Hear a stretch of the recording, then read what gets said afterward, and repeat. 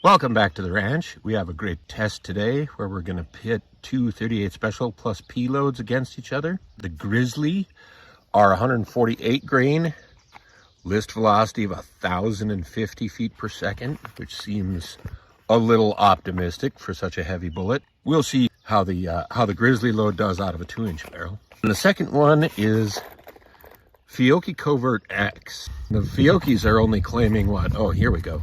1,100 feet per second for a 125 grain bullet. The 148 grain projectiles by Grizzly, the one on the right here. Even these two are similar enough in design that I think you kind of get where I'm going with this. I'm not sure what the relationship is between Grizzly and Fiocchi. They might just be buying bullets from Fiocchi and loading them a little bit hotter. And I'm just going to test 4 of each. I'm going to get back about 6 feet and we'll test out that Grizzly load. 845, 829, 818, 801. An average of 823 feet per second. With the Grizzly ammo, that is well off from the 1,050 feet per second. But now let's try the Fiocchi Covert X. Again from 6 feet back.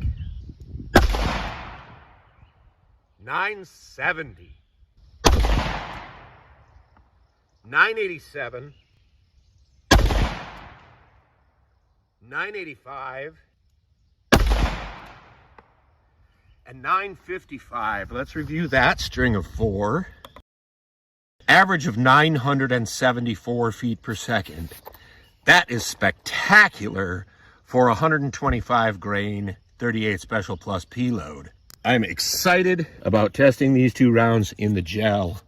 I'm gonna try to capture and chronograph a gel block shot for the Grizzly ammunition. What I'm gonna do is try a bare gel shot.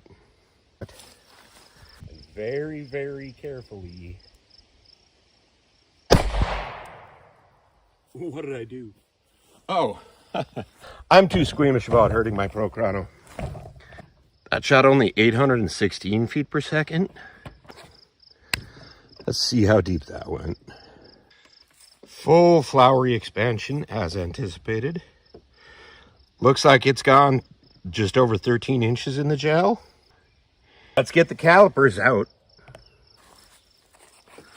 All right, here's that bare gel round. 63 caliber. That's respectable. Definitely does not get the list velocity. We're going to try a round of the Covert X through the 4-layer denim and gel test.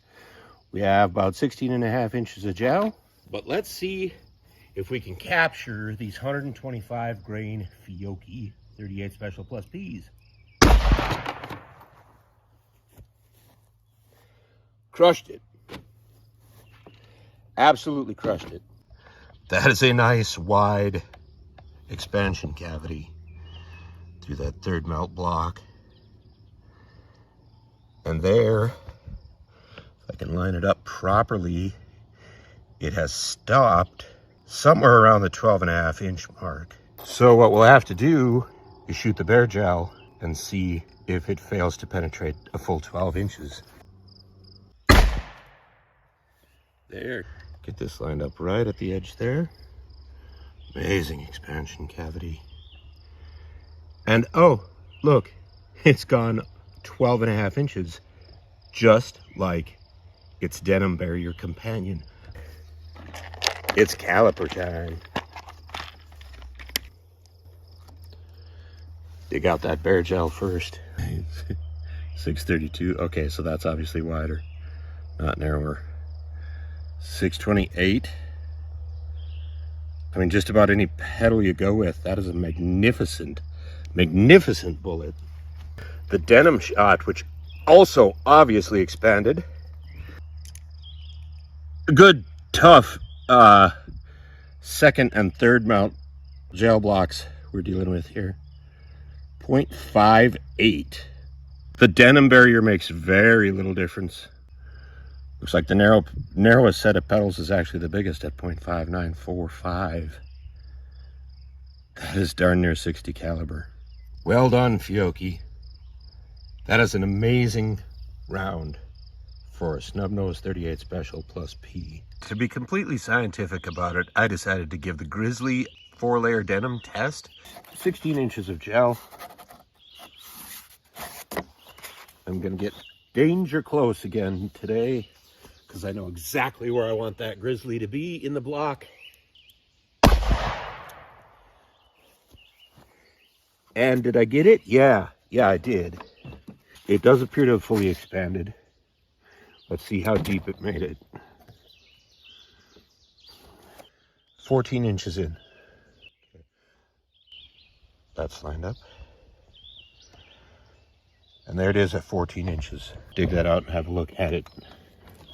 Very even expansion this time.